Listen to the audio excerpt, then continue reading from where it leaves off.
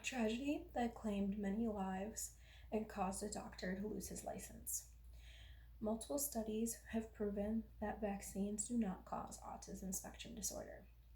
The CDC in 2015 released an article titled Vaccine Ingredients Do Not Cause Autism. This has caused many issues for individuals who are not able to get vaccines. I'll be talking about Dr. Andrew Wakefield, who is the original author of the published work. I will be also talking about the research behind vaccines and their ingredients and how vaccines affect others. Dr. Andrew Wakefield was the original author that was responsible for the idea that vaccines were the leading cause of autism.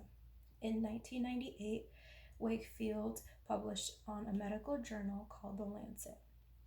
He connected children who had gotten the mumps, measles, rubella, the MMR vaccine, to children who had developed autism spectrum disorder.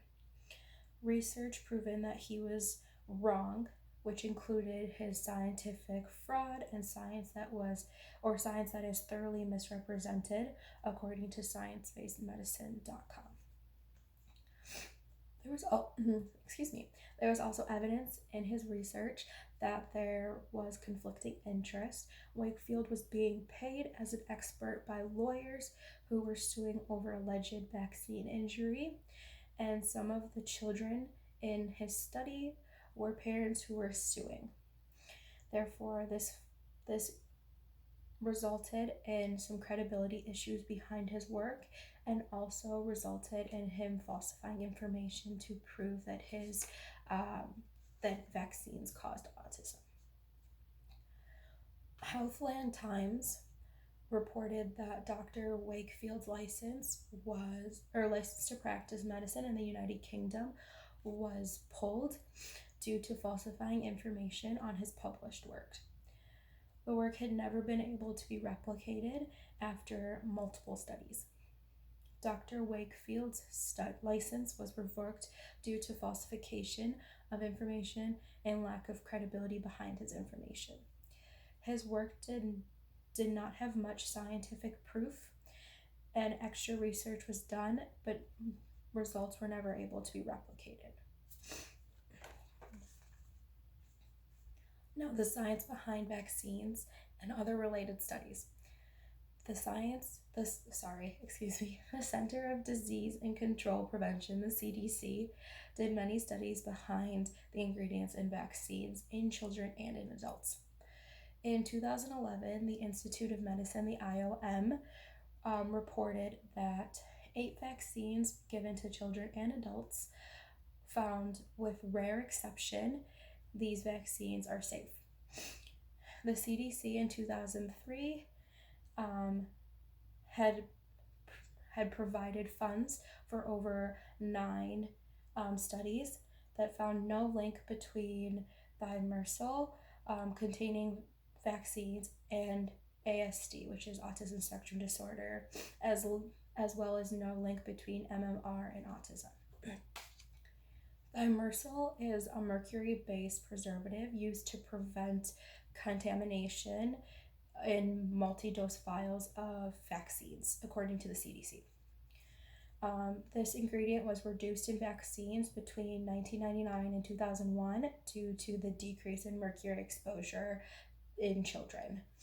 It is only currently found in the flu vaccine. However, there are alternatives, so there are other options for non-mercury-based vaccines, specifically for the flu. So his tests were never able to be replicated, even with the multiple studies, and there was a lot of misinformation based off of mercury that fed into his theory. Although vaccines are optional, other considerations should be made when deciding whether to or not to vaccinate yourself. Okay, and lastly, other risks that need to be considered. There is a risk that arises for people with a weakened immune system due to other diseases or medicines that they are taking. People with chronic medical conditions, newborn babies who are not able to get vaccinated against most diseases, and the elderly may be at higher risk for complications from diseases, according to caringforchildrens.cps.com. My godmother's daughter was born with Down syndrome, and she was not able to get vaccinated.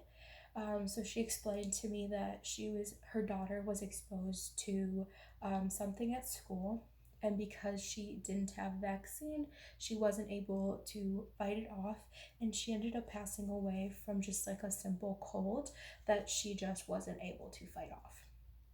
Um, so precautions need to be taken if you choose not to be vaccinated, staying at home when you're not feeling well, stuff like that. So, staying at home, you wouldn't be able to go in and go to a grocery store and grab a couple items.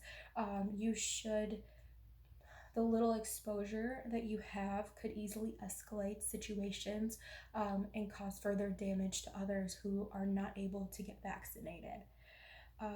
And lastly, traveling, you would be exposing yourself to diseases that your body is not normally used to being exposed to, but also exposing others to diseases and even bringing back diseases that you might be able to fight off, but other individuals might not be able to fight off. So, not vaccinating can affect other people's ability to fight off infections due to other underlying diseases, and you might be exposing new areas to unnecessary diseases that they would have never been exposed to. In conclusion, the doctor, the doctor who started the theory, Dr. Wakefield, who started the theory that vaccines cause autism, had his license taken away due to falsifying information, and that there is a fear that has caused a lot of damage throughout the world about whether vaccines can lead to individuals who have autism spectrum disorder. However, we do need to consider other individuals who are not able to get not able to get vaccines due to their underlying conditions. And although there is a fear that children might get autism, there are other issues that might arise for other individuals. So we need to consider the general public. Thank you. Bye.